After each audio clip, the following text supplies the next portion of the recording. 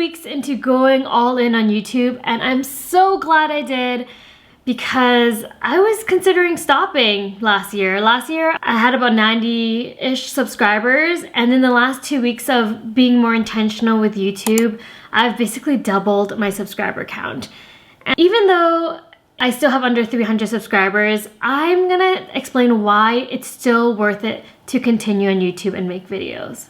First of all, every creator starts somewhere, and even though you're not getting the subscribers you want, you are learning so many skills as a YouTuber. You're learning how to communicate, you're learning how to edit, you're literally everything. You are learning how to run your own business, basically. Another thing I do want to add is these weekly check-ins that I'm doing here is not only helpful for anyone listening, but also helpful for myself, because I realized that my bottleneck is actually accountability. And so it was so hard for me to be consistent last year because I didn't have any sort of accountability. So starting this weekly check-in with all of you actually really helps me to stay accountable. And for those who don't struggle with consistency, like honestly, I don't know how you do it. I do also want to mention the first probably 60, 70 videos that you make is more about data collection than anything else, because I realized I can only look so much into the analytics because I don't have that many videos yet. So right now I'm just collecting data, and so that means in the early stages of YouTube it's very experimental. I don't have enough videos to really understand what's working and what's not. Even though I have a general idea, I gotta still continue make videos so that I can gather more data. So each video you make is really just a test in these early stages. I do also want to mention that low reviews doesn't mean there is not much impact. Like my most recent video on vows to yourself, although I had very little views, probably under 50 views for that video, which is under my average, one person took a lot from that video and they shared it, and that already shows me that even though I don't have a lot of views, this video could still have a lot of impact. Remember, like yourself, there's a lot of silent viewers. Sometimes I don't comment or do anything or engage with a video, but it means a lot to me. So similar to your content, sometimes people don't comment on it or engage with it, but there's still an impact, and you need to remember that not every viewer is going to comment on your videos. And this week I gained about 50 subscribers even though I had lower views, which is really interesting because my older content is still attracting viewers, which also means that you gotta continue making videos. You never know which video is going to do really well. And so even your older videos can impact you weeks or so later, which is very promising, and which is why I love YouTube compared to other platforms. Because if you notice as a viewer on YouTube, sometimes you are given videos that are 10 years old, 15 years old, and they're still being pushed to you. Isn't that really interesting? Compare that to Instagram or TikTok. Most of the videos you see are recent videos. So they're not gonna show you a video from 5 years ago. And so that's why I'm focusing most of my energy on YouTube, because I like the concept that it's evergreen, the fact that people can still be impacted with your videos 5 years later. Like, I'm still watching some meditation videos from 5 years ago. I'm still watching yoga videos that I follow from 10 years ago. A content creator created that a while ago, and it's still to this day useful for me. That's why I love YouTube. I'm really taking YouTube as a long-term game. I'm so grateful for every person that comments, and I understand if you don't comment and you want to be a quiet listener, that's totally okay. But even though I'm not getting that many views, I'm getting more newsletter subscriptions, which is really interesting to me. I mean, the newsletter that I post, it's really just a weekly random vomit of my thoughts that week. It can be related to anything. I mean, if you're interested in just following along on my journey, I do have a weekly newsletter, and I will link the description in this video. It's actually a beautiful thing when you can interact so deeply with the people who are in your first 300 subscribers. I'm just so grateful for all of you who are commenting and who are supporting me, even though no one really knows I exist. I'm just this human in the world trying to make videos. It's a special relationship, and I cannot be any more thankful for that. Another perspective I have is, even though 30 people watch your videos, Think about it. Imagine a classroom with 30 people. That's still a lot of people. So don't be so hard on yourself if you don't get much views. Even if it's 10 people, that's 10 people in the room listening to you. I'm reminding you and also reminding myself that it's not one video that's going to break your YouTube channel. It's going to be the catalog of videos that's going to help someone. So I'm going to continue to make content, and if you have any ideas or anything that you want me to touch on, I would love to know. Comment below. I'm always looking for more video suggestions. Like, I have a lot of things I want to talk about, but I am interested to hear what you would like to hear from me as well.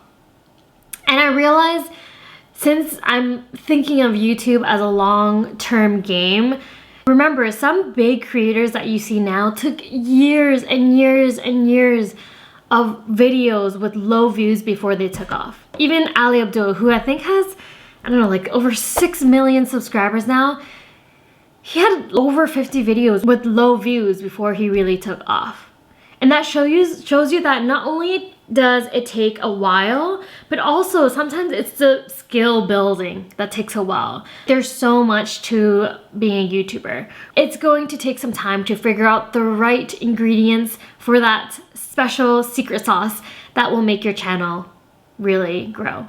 And what's the point of all being the same? That's why it's important for me to do a variety of topics. Like, I want to do topics that I'm passionate about, I want to speak about, so I don't get burnt out.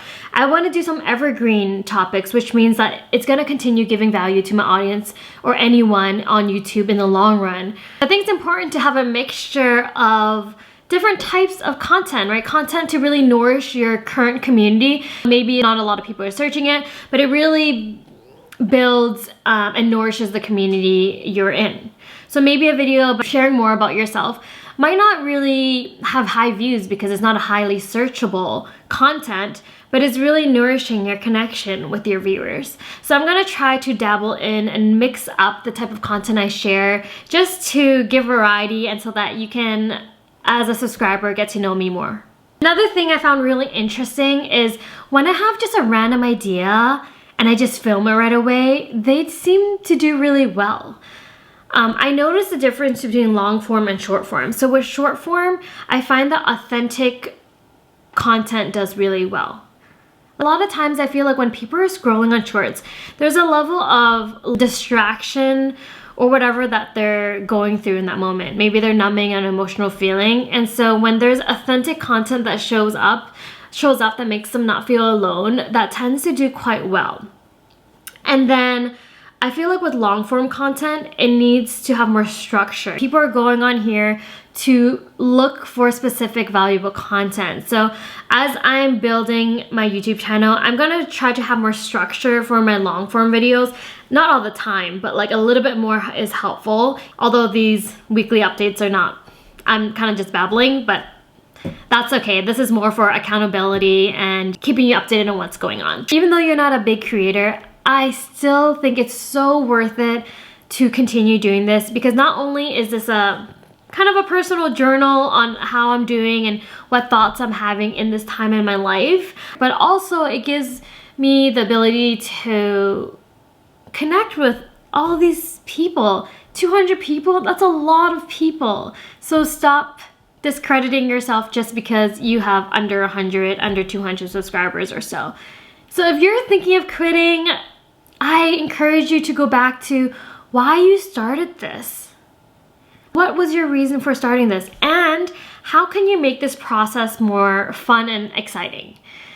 Like, I think when I was first starting, there's just too much going on. I didn't really know how to do it. And because I took such big breaks between each video, every time I filmed, it felt like so much work. So now that I'm a bit more consistent and just turning on my camera whenever, the barrier to starting feels easier. So the more you do it, the more it's gonna become easier. I think because when you enjoy the journey, it feels more fun to do.